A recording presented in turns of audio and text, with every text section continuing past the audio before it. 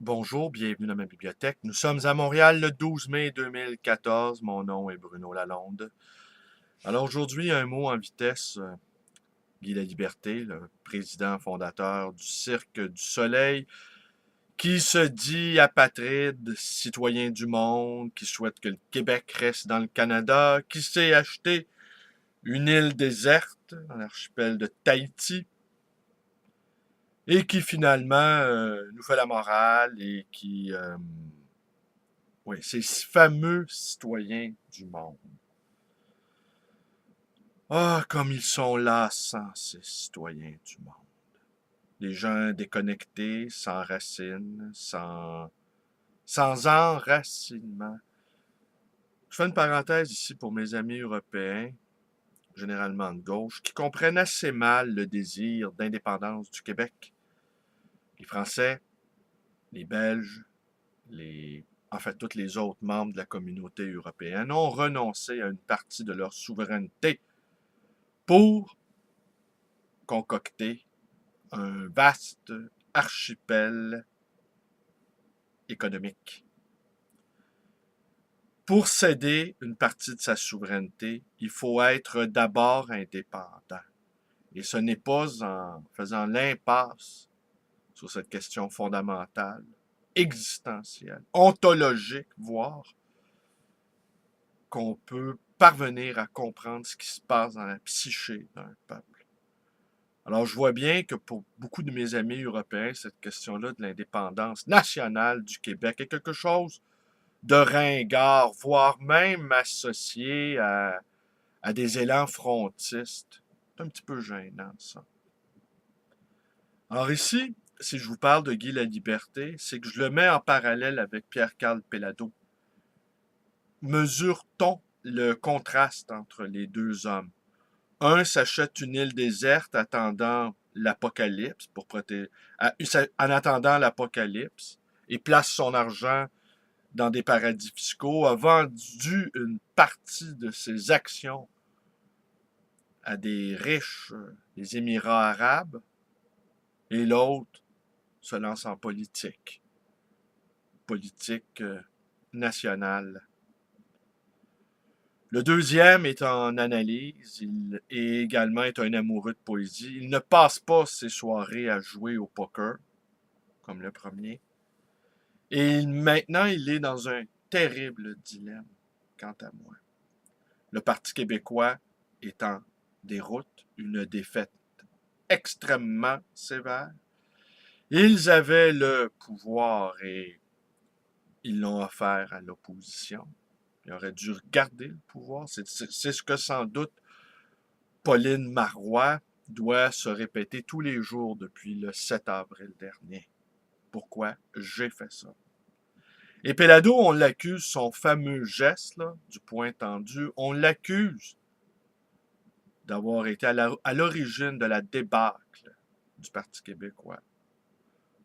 Je ne crois pas. Et de toute façon, quant à moi, je pense que c'est le moment d'investir le Parti québécois. C'est le moment de devenir membre. C'est un parti qui est en reconstruction.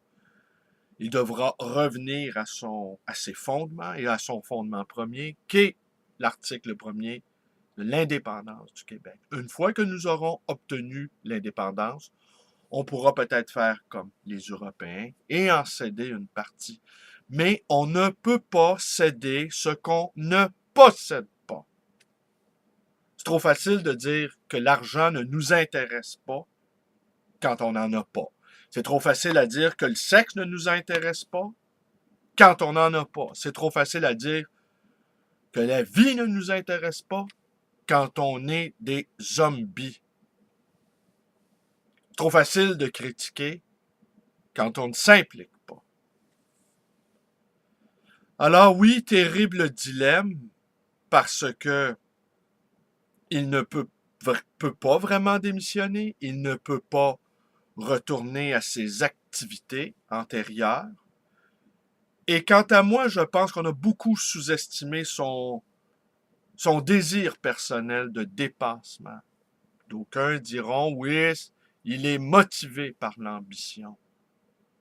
Mais j'espère que vous avez de l'ambition.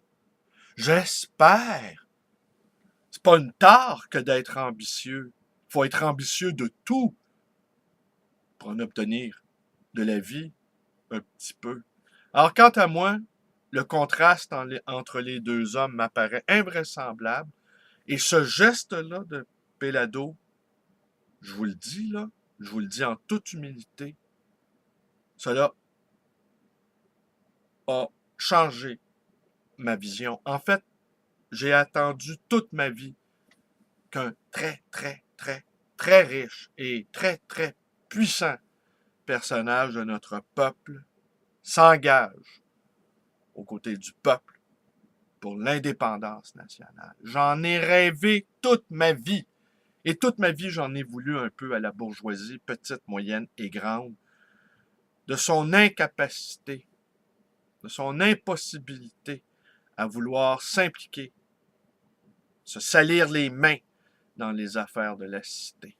Il y en a un qui a posé ce geste-là. De ça, je lui en suis gré, je lui en suis reconnaissant. Et franchement, je pense que je vais aller chercher ma carte du Parti québécois. C'est le moment de l'investir. Les rats ont quitté le navire. C'est le moment de remettre à flot le bateau avec Pélado. Je ne vois pas d'autre homme qui peut. Il n'est pas pris dans cette affaire-là de la charte, qui était une bonne idée, mais qui a été malheureusement mal défendue. Et quand on repense à Camille Lorrain, comment il avait mis au point l'adoption de la loi 101, du vrai travail de professionnel, il n'a pas reculé. On me dirait, le Parti québécois avait la majorité. C'est vrai. Mais c'est important d'avoir les idées claires et c'est important de poser des gestes qui vont avec ces idées-là. Alors, il n'est pas pris dans cette affaire-là, dans ce cafouillage de la charte, qui est nécessaire tout de même. Il n'est pas pris non plus dans les putschs manqués, les putschs avortés, dont Bernard Drinville a été un instigateur, mais qui s'est retiré au dernier moment, car quand il a constaté que le putsch de juin 2011 contre Pauline Marois échouerait, voilà, Pierre-Carl Pellado, Guy Laliberté, deux hommes aux antipodes. Et ça a tellement eu de l'importance pour moi, cette affaire-là de Pellado, que je me suis même mis à écouter Céline Dion. Vous vous rendez compte? Passer ma vie à détester Céline Dion. Et il m'arrive parfois le matin de l'écouter avant d'aller travailler. Ouais. Je ne serais même pas surpris qu'elle donne son appui à l'indépendance, elle aussi. Elle avait donné son appui à la charte.